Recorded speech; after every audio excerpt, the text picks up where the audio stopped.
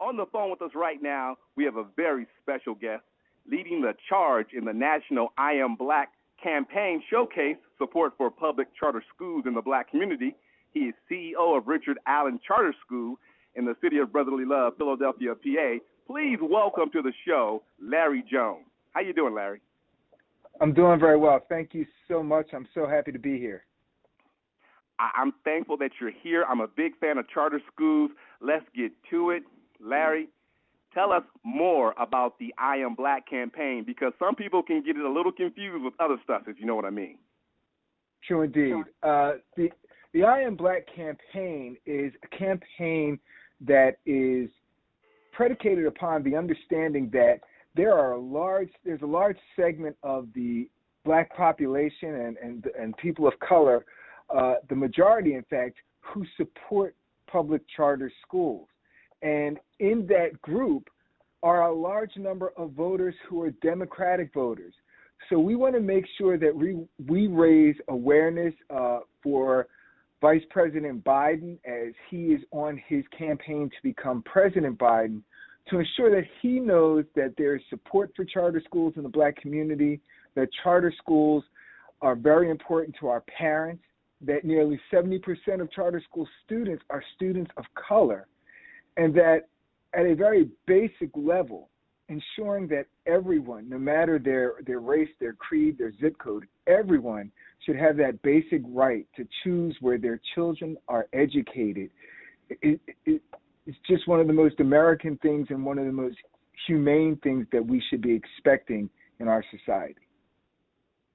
Now, Larry, you mentioned 70% of charter schools are students who are black and brown. What's the attraction to charter schools from black and brown families? Well, I think that does basically boil down to the family. There are a number of issues. There could be issues of parents feeling like a school that is smaller has more of a pull for their students. It could be that parents see charter schools in their community that are performing better. It could be that parents see that charter schools are being safer and more nurturing for students. And I think that ties right back in to this understanding that those who understand best what their children need are the parents. And that when a parent walks down a street in their neighborhood, whether it's a rural, suburban, or urban neighborhood, they can oftentimes look at a school, talk to their neighbors, get a feeling, and make a choice based on good information of where they want their children to go. And when given that choice, overwhelmingly, they're choosing charter schools. And that's a good thing. That's a very good thing. We're speaking with Larry Jones, leading the charge of the National I Am Black campaign for charter schools. Now, Larry, how did you get involved in the charter school business? Because you never really hear people say, I want to get involved in charter schools when I grow up. Tell me why charter schools and not a district school? Well, actually, I came into education. I'm a graduate of Morehouse College, and I wanted to be a lawyer. And I came into a program called Concerned Black Men, which was increasing the number of black male teachers in the school district of Philadelphia. So I was actually a public school teacher, and I was invited to a community development meeting that was creating charter schools. Actually, my father-in-law invited me to it. And when I came in, I was inundated with all of the negative things and the false things that we hear about charter schools. So I intended to show up and let those people know what was what and who was who. And I sat down and I heard, and I'll never forget this, one of the co-founders was a 72-year-old woman who started talking about how she was treated when she was in elementary school. And she began to cry. And she said that she was there to make sure that a school could be created that would make sure the kids didn't feel that way. And so that kind of got me hooked in, and I stayed with the planning committee, and I became the charter school's founding CEO. I've served with the state coalition, and I just want to be clear that, you know, as someone who has been in both district schools and charter schools, I am not a charter school supporter. I'm a public education supporter. And charter schools are public schools. So you don't have to make the choice. You know, you can support both, and we should support both. Absolutely. Now, how do charter schools get their funding? So that is typically it depends state to state, but mostly charter schools are per pupil funded. They receive public funding. Here in Pennsylvania, and I'll speak on that because it's what I know most intimately, there are three pockets of funding. There's the local funding that is associated with that's linked to the amount of money that a school district gets, and we get a portion of that per student. Then there's also some state money, and then there's also federal entitlements like Title I entitlements, Title III entitlements. And so we get that money per pupil, and with that money, we take care of all expenses. Here in Pennsylvania, we are known as what's called a local educational agency. So we are like a school district of one. We set contracts, we do hiring, we do all of those things. And if I could very quickly touch on that, because we often look at what charter schools bring to the table. So yes, we bring increased academic progress.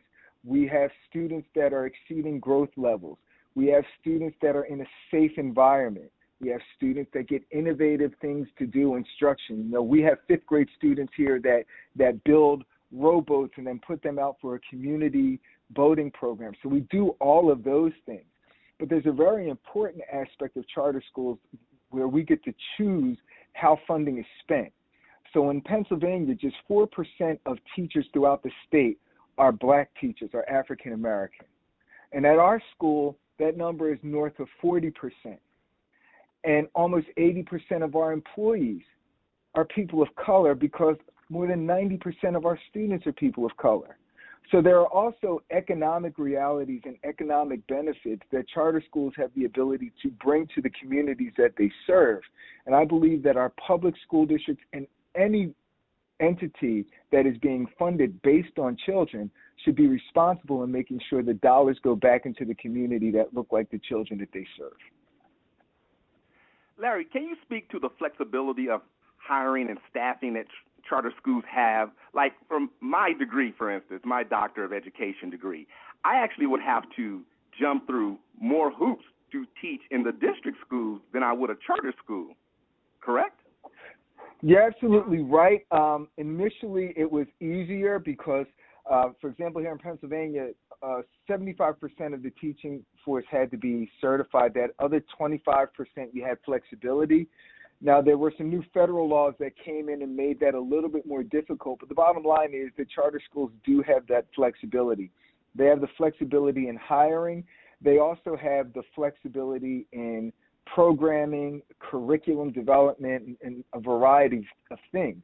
And so I think that's another reason why parents kind of fall in love with charter schools because, you know, and this is not to take away from a district, but if you have a school district like Philadelphia that's got 200 schools, you have to make decisions that are equitable and fair and right for the masses.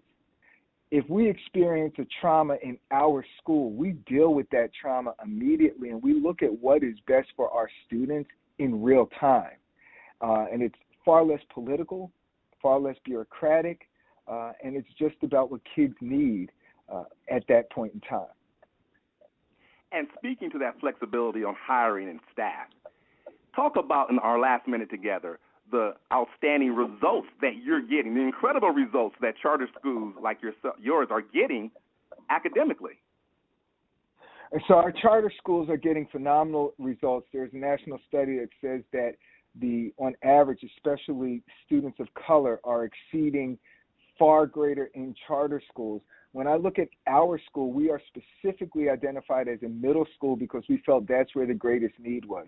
So our reality is we get anywhere from almost 70% of our students are 2 to 3 years behind when they enter in fifth grade. And what we like to do is we look at where we can bring a student.